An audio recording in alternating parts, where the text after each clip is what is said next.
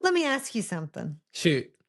How do I prevent the tech neck when I'm on my computer all day long and looking down at little children all day long and always on our devices? Hmm. Educate me. How can we what is the best thing? Because we all do it. And now I'm going like this. Well, hey, yeah, the first thing we need to do is bring some awareness to the problem. So step one is to get out of denial that you have a problem with it. Right. Right. So, that's the same thing. As soon as you talk about hydration at any of our Everyone's things, like, everyone picks up their water bottle and starts drinking. yeah. So, you're But I right. think a lot of people don't even know that they're starting to curve. Like when you see young people these days, some young Yeah. people, I'm talking in their 20s and 30s, and you start seeing the posture of their body, that forward Right. posture. I mean, it makes sense why, but I think people don't even realize it unless they saw like a video of them standing Well, here's the at the thing. side. When someone, when people usually notice is when someone has taken a candid photo of them. Oh, and they're So like, yeah, exactly. So yeah, right. whenever you pose for a photograph, You're like, you're like got yeah, good posture, everything's working right. But when someone takes a candid photo of you and you're just, doing your normal we're thing, talking to you get, someone like yeah, this. people are like, oh my gosh, like I didn't realize how Yeah, hunched over I yeah, was. it's true. And so what's really important about this is gravity's working on us all the time. So gravity is pulling us down into the earth, and one day it'll finish the job, right? Shoulders back and down. Let me raise this mic up a little bit. That'll. Yeah, there you go. But gravity's pulling us down, and the more that we are stacked on our skeleton or over our center of mass, the better.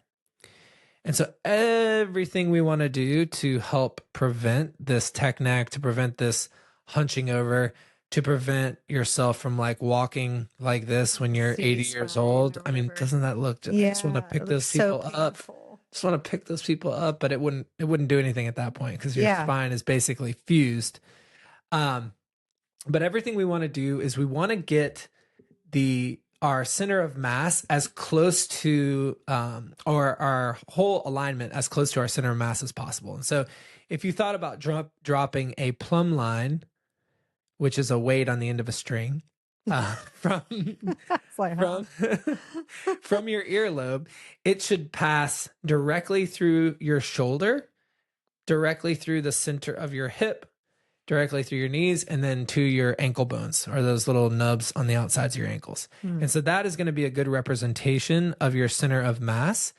And almost nobody, and especially it's at the top, right? Almost nobody has their head back on that plumb line. And the things that you can do to help that are posterior chain strengthening exercises. So many of us are in what we call an upper crossed syndrome postural pattern of dysfunction. And that's a lot of words that sounds like a degenerative disease, but really it's just postural dysfunction. So I bet you're working on this with like every client that comes in. I have it like bookmarked in the book that I show the picture of. It's like 'cause it's like folded over. everyone. Yeah. But basically it's a crossed pattern of tightness and weakness. And so you essentially have muscles that are tight and then opposite muscles that are weak. And so for upper cross syndrome, the muscles that are tight are our upper traps, these ones on top. The pecs from being kind of pulled in like this. Yep.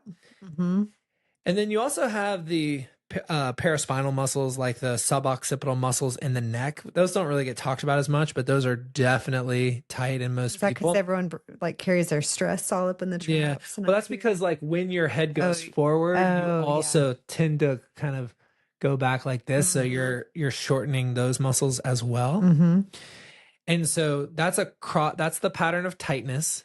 And then with that, the deep neck flexors in the neck, which do segmental flexion down, those are weak. And so those get weak from being in a stretched position forward like this. And then the muscles in the mid back, basically the muscles that pull your shoulder blades together, are also weak.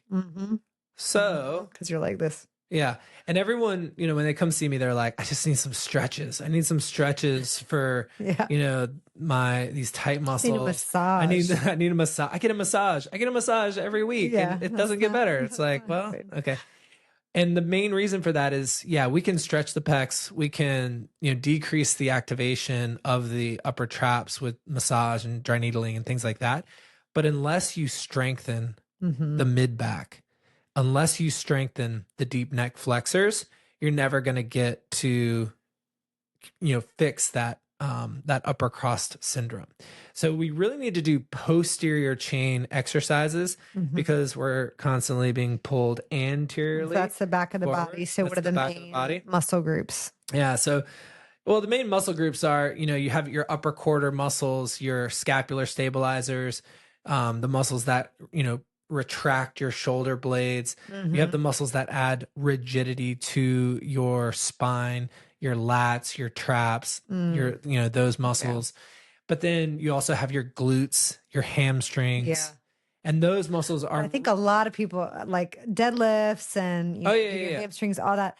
A lot of people are doing those, but probably neglect or may not think about doing all the upper ones as well. Well, what's interesting is when you have someone who has trouble increasing their weight, especially in the Romanian style deadlift, which is the one where you're sort of hinged all the way over, Mhm. butt is high and back, knees are bent, but your shin angles are up and down. Yeah. And that's the one that we typically teach people because it is almost on the complete opposite spectrum of the squat. Yeah. And so we really want them doing, both ends of that. The Romanian style deadlift is all the way over on the hip hinge. The deep squat is all the way over on the knee hinge. We want them doing Mhm. both sides of that and then fill in the middle with other exercises. But the limiting factor for the Romanian style deadlift is often the lats. Yeah. And so it's their ability to pull that shoulder blade back and down and keep that squeezed while they're lifting the heavy weight off the ground. And then what happens is as soon as they try to pull the weight, they start rounding through the upper back.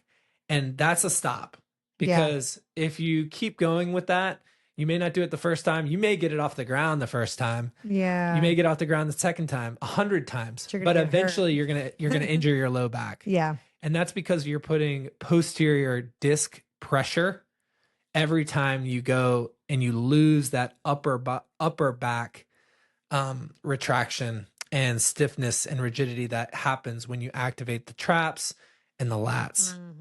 So when we have someone who is, starting to ramp up their deadlift weight and really start to work on these posterior chain exercises, we need to fill that in with a lot of Like rows, pull-ups, Yeah. different types of scapular stabilization exercises. You'll see people on the glute ham machine doing like extensions. Those are really good. Nordics, all kinds of things that are really going to help you, keep a rigid upper back so that you can hinge truly through the waist without having those flexion moments through the low back. And is that those neck muscles you were talking about, like the front and the back, do those just naturally get stronger as you're maintaining good posture, doing like squats and things like that, where you're keeping your head up, kind of up? It's tough because, or do I need to do like you do need to some neck exercise? Well, and that's going to help with mobility. So like if you're having like a headache or, you have done that to me while you're working on stuff, especially if you have like a crick in your neck, like those things are the best to do to get back that mobility. But to say, just doing like squats where a lot of times people are putting a barbell on their neck and then that's not necessarily going to help with the neck stuff. When you are doing deadlifts though, we do want, in an ideal world, a lot of people can't do this right away because they need to kind of look up to get the extension in the thoracic spine. But when they develop more control over those upper back muscles and those scapular stabilizers, then typically they're able to extend or get the thoracic spine into a neutral position while the head is maintaining that neutral position. And that's really optimal. So when you're doing your deadlift, your sort of your head is moving up and down with your body in that neutral position. And that's the best. We take what we can get though. So sometimes if we have to start someone out, We just want them to Just make need to sure build that some they're strength. not going to hurt themselves.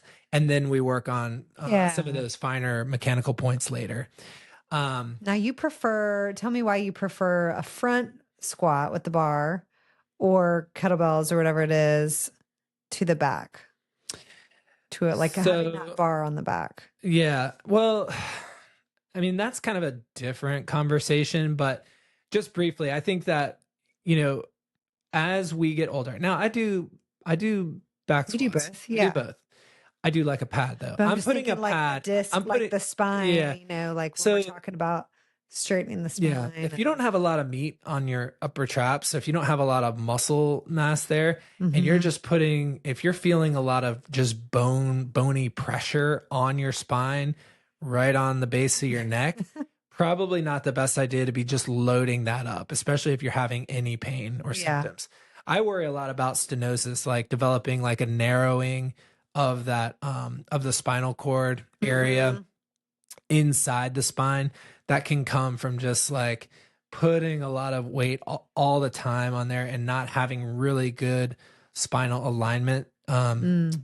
that you're maintaining on a regular basis. Someone's probably going to come after me like back squats are the best, but Well, I you're think not against them. I'm not I know against for a them, lot but of people, you prefer. especially as you get like older and older, Yeah. like just Yeah. be careful. Make sure that you have some good mass. Use a pad. Yeah. I that's use true. this plastic thing called a Stingray, which is kind of like I mount it onto the barbell and it just kind of fits and distributes the weight. We Mhm. also have like a Mars bar that kind of comes over like a roller coaster thing Yeah. that That's just cool. distributes the weight across there. So you can still load the lower body a ton of Yeah. weight. In fact, this thing weighs more than a regular barbell. But I do like front squats because of the weight is pulling you forward, so you're having to maintain that posture even more. Mhm. And what you find is that you get a lot more core activation with that. Oh, You're not typically interesting. able to lift as much weight. So for your athletes who are trying to really get some numbers up on their squats so that they can be explosive jumpers and sprinters and everything, you need to still probably do the back squatting, but it's great to fill it in with some front squatting. Yeah. Let's talk about the core though. Yeah. For those sitting all day long, which is Yeah. most people. I mean, a lot more people have standing desks these days and the walking pads, which is Yeah. probably great for a core and what we're talking about with the back posture. But core has got to be so important for those of us that sit most of the time. It really is. And you touched on something, bringing up the sitting and as it relates to that upper lower cross syndrome, which we don't have time to talk about lower Yeah. cross syndrome today, but basically, when you are in a seated position, Mhm. you are tightening the anterior muscles and you're stretching or stretch weakening the posterior muscles. Yeah. So like your butt is being stretched around the curve of you when you're sitting, right? Mhm. So a lot of people will talk about like, I can't get my glutes to fire. I can't get my glutes to fire. And it's because they've been in this inhibited stretch weakened position all day long. And then you're like, okay, I'm going to the gym, and you don't do an activation warm up. You just kind of start doing We need to warm up, don't we? start doing your deadlifts. And then what do you know? It's like you hurt your back because your glutes aren't working. Or you go for a run and you pull a hamstring because your glutes aren't working. And so, you brought up the core, and what's happening on the front side is kind of the opposite of what's happening on the back. While you're sitting all day, you're in that folded over position. Mhm. Everything is getting tight, even though we're not really contracting it. Yeah. Right. So it's just like putting the muscle in a shortened position, and it just sort of accommodates to that, even though it's not necessarily getting a lot stronger Yeah. in that position. Normally we think about like you shorten a muscle, it's contracting, it's getting stronger. That's not necessarily happening. Core is not. It's just getting tight, right? So, and we also, I mean, the core is such a thing to get into where, when we're activating, a lot of us, when you like flex down your core, or like try to tighten your core, you're kind of like, pulling down like this, Yeah. like squeezing down. Yeah. But actually the core muscle we need to think about when we're sitting and when we're thinking about our posture is really underneath that. It's the transverse abdominis. Mhm. So not that rectus abdominis, which is more of the six-pack muscle. It's underneath that, underneath the internal external obliques also, but it's the transverse abdominis, which wraps around from the back to the front like a corset. and that muscle basically pulls in. And to get that muscle to fire appropriately, we really have to have what's called a reflexive loop of contractions. So it starts in the pelvis, actually, by getting the pelvis into a good position. Mm. And you kind of like, before you have any dysfunction with this, you kind of do it inherently. But like, they always, in PT school, they always taught us, like, when you go to grab a door and pull the door toward you, like a millisecond before you start to pull the door, your pelvic floor contracts so that you pull the door toward you instead of pulling yourself toward the door.